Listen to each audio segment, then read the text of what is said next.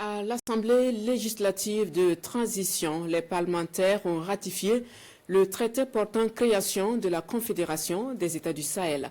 Cette approbation va favoriser l'intensification de la coopération entre les États membres, surtout dans la lutte contre le terrorisme et la consolidation de la paix dans l'espace. Franck Ouedraogo, Fanta Ouattara. Le Burkina Faso franchit ce jour la dernière étape confirmant son adhésion à la Confédération des États du Sahel, AES. Le traité portant création de la Confédération, adopté le 6 juillet 2024 à Niamey, est ratifié par la représentation nationale conformément aux dispositions de l'article 24 et 25 du dit traité. La loi est ratifiée avec 70 voix pour contre une seule abstention. Aujourd'hui, nous sommes passés devant l'Assemblée législative de transition pour en fait épuiser cette procédure. Le traité définitivement dans sa forme active après le dépôt du dernier instrument de ratification. Le Mali l'avait fait, le Niger l'avait fait, parce que leur ordonnancement juridique interne le permettait.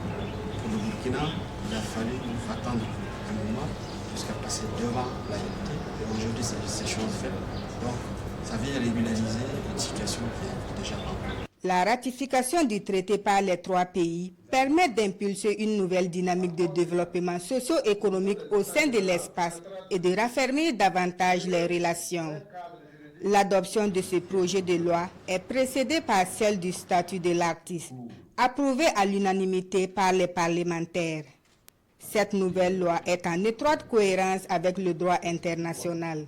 Elle prend en compte la recommandation de l'UNESCO de 1980 et la Convention de 2005 portant protection et promotion de la diversité des expressions culturelles. Il est aujourd'hui important d'offrir à l'ensemble des artistes de meilleures conditions pour exercer leur profession et aussi pour mieux vivre de cette profession-là.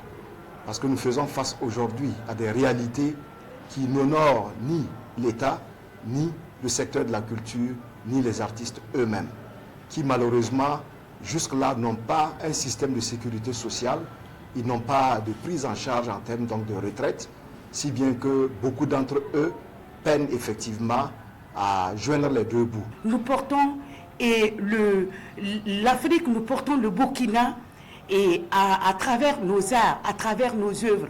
Et si nos artistes sont malades et que c'est compliqué, qu'on doit faire des collectes, souvent je me suis posé cette question, on est artiste pour qui? C'est pour notre société ou c'est pour nous-mêmes? Et franchement, je suis très très fière par cette loi parce qu'on était vraiment... Le statut de l'artiste se veut inclusif.